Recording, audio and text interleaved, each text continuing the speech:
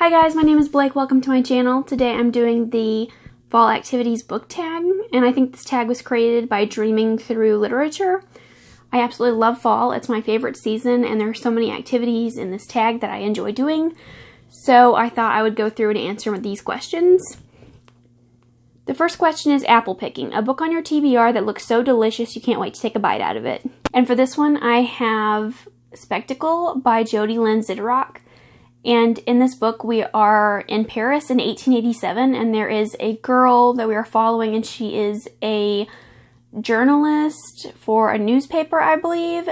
And she has uncovered the truth about a serial killer that is roaming around Paris, or maybe she's hunting for him. I'm not exactly sure, but I do know there is a serial killer. So it sounds like a good time, and it sounds like it's perfect for the fall season. Corn Maze, a book that's so much fun to get lost in. And for this one, I have The Dresden Files by Jim Butcher. I couldn't pick just one, but the first book in the series, Stormfront, I actually ended up reading it twice in one sitting.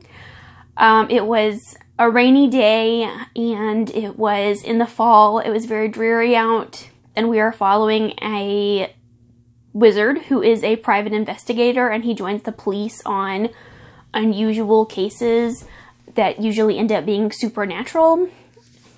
And there are people showing up around town with their hearts being ripped out.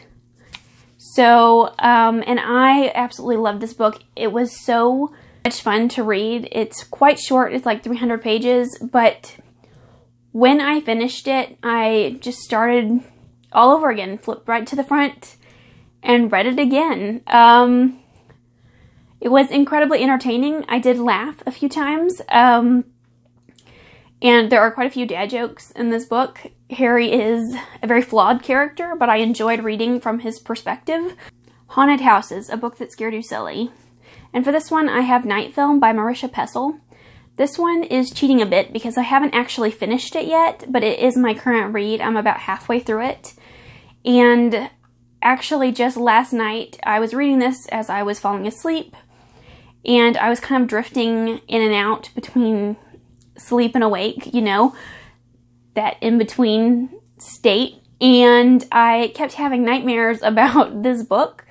It is about a Hollywood starlet that winds up being dead. The police think it is a suicide. This investigative journalist disagrees. He thinks that she was murdered. And some strange sort of paranormal things start happening surrounding her death. And it's told in a mixed media format. And it makes it feel very realistic. The pictures and the audio footage and the video camera pictures, it all looks very realistic. And I guess it was just too much for me when I was falling asleep last night. But I am a huge chicken, so it probably wasn't that scary, actually. Pumpkin Patch, the latest book you've picked up or purchased. And the last book I purchased was Bleeding Hearts by Emma Hamm. This is an adult fantasy, paranormal, romance situation. We are following a vampire hunter, and I'm assuming that she's going to fall in love with a vampire. I have so many Emma Hamm books, both in physical form and on my ebook shelf, but like, I've never read any of them, and I really need to get to reading her books. And I'm really in a vampire mood lately, so this seems like the perfect book to read. Scenic Drives, a book that is lyrically beautiful. House of Salt and Sorrows by Aaron A. Craig. This book is a 12 Dancing Princesses retelling with a darker and creepier twist on it. We are following these sisters that live in the mansion by the sea, and these sisters mysteriously start dying one by one, and the people think that they are haunted or that their family is cursed. And we don't know either, and neither does the family. So we are following them as the story kind of unravels, and the atmosphere is so well written. The setting, the descriptions of the castle, and very sea-based community that they live in. It's all very well done, and I think that it's perfect for fall. and the main character starts seeing some questionable things, and she starts to wonder if she's going mad. I think that this author has some fantastic writing, and she's a remarkable storyteller. Pumpkin Carving, a book you didn't like and wouldn't mind carving up. This one was a bit tricky to answer, but I ended up coming up with the Southern Book Club's Guide to Slaying Vampires by Grady Hendrix. From the title, this book sounds really cool. I thought it would be right up my alley. And for the majority of this book, I really loved it. It wasn't until the second half and when things started to really go downhill for me. In the first half, we are following these older Southern ladies. And there's this newcomer in town, and they assume that he is a vampire. So there was kind of this big question of, is he a vampire? Is he not a vampire? And in the second half of these books, the women really started to do some really dumb stuff. They never stood up for themselves. They never stood up for each other. They would put themselves in dangerous situations on purpose.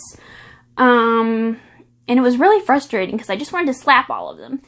And then the ending was incredibly rushed, and it was left on kind of a cliffhanger. Drinking Apple Cider, a sweet book to curl up under the covers with. And for this, I have The Language of Thorns by Leigh Bardugo. I wouldn't normally recommend short stories or novellas because I just don't normally like those things. However, I picked this one up this year, and I was completely surprised. I've had this for years, and I didn't think that I would like it. And I just bought it for the physical appeal of this book. However, I was really in a fairy tale retelling mood. And this is a book of fairy tale retellings. And they are all very dark and twisted, as fairy tales usually are. And I ended up really loving this. Leigh Bardugo is an amazing writer. I think that she should just write fairy tales full time after I read this. And it's so beautiful. There are so many illustrations in here, and they're in color, and the font is gorgeous, and it's printed in different colors. The entire experience of reading this book, I wanted to read it so slowly because I was enjoying it so much and I didn't want it to stop. But it's only 300 pages, I think, less than that, but it's so good, and I would highly recommend it, and I really enjoyed it. Jumping into a Leaf Pile, a book that reminds you of your childhood. And for this question, I was trying to think of my favorite spooky reads as a child, and a lot of them weren't necessarily spooky, but some that I really loved reading around Halloween time would be Harry Potter, which I always reread at this point in the year. I love the Halloween scenes in those books. It all feels very atmospheric and reminiscent of the holiday. Whenever I think of October, I think of Harry Potter. Also, I loved The Graveyard Book by Neil Gaiman. I read that quite a few times. And there was also a book about this boy that went ghost hunting with his grandma, and I reread them all the time, over and over again. They were short chapter books, and I cannot for the life of me think of what they're called or who wrote them, but I will hunt for that, and I'll put pictures up of them on the screen.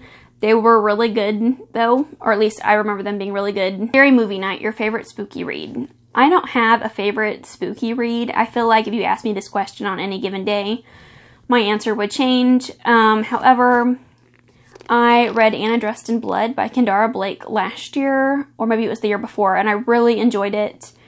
We are following this boy that is a ghost hunter, and Anna is the most fearsome ghost that he has ever met. And she has been known to kill quite a few people. And he has no idea how he is going to stop her. Anna has a really tragic backstory. And I really love our main character, Cass.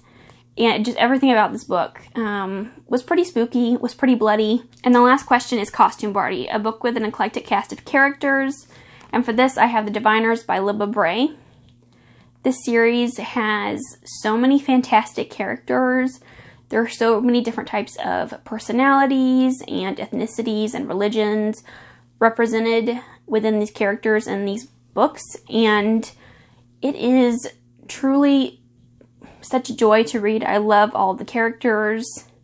We're in 1920s New York, and all of these individuals have supernatural abilities. That is all I have for this tag. Let me know if you have done this tag or how you would answer these questions, or if you have read any of these books, because I would love to chat about them. And if you want to do this tag, consider yourself tagged. Thank you so much for watching, and I'll see you again with another video soon. Bye!